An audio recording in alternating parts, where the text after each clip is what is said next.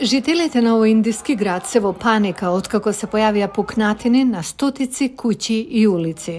Уплашените семејства во Џошимат ги преместуваат своите работи од домовите, откако властите рекоа дека земјиштето во областа полека тоне. Не се јасни точните причини за тонењето, но експертите кои долго време предупредуваат дека неконтролираното градежништво и хидроенергетските проекти во регионот представуваат закана, не се изненадени. Ова е нешто што се случува веќе некое време. Значи ги знаеме притисоците што се развиваа, знаеме дека има пукнатини, но знаеме и дека системот тоне. Илјадници луѓе се засолнати во камповите, откако нивните домови беа прогласени за небезбедни. Изградбата на патишта и блискиот хидроенергетски проект се стопирани. Тимовите за одговор при катастрофи се подготвени. Жителите, загрижени за својата иднина, одржаа протести. Градот Џошимат прерасна од мал град во голема населба на Рид со околу 20.000 луѓе.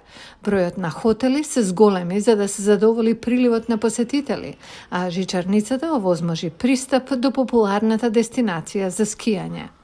Сега Џошимат се нарекува предупредување за голем број други хималајски градови, кои се зголемија бидејќи се побогатите индици се собираат во голем број на планините за одмор, авантуристички спортови и аджилак. Се градат и прошируваат многу патишта. Joshimath is a point in history. Џошимат е точка во историјата која треба да ни каже што не треба да правиме на Хималаите, а има уште многу Џошимати во создавање. Додека властите го истражуваат градот, некои експерти бараат ревалоризација на инфраструктурните проекти, како што се неколкуте проекти за хидроенергетика одобрени во регионот.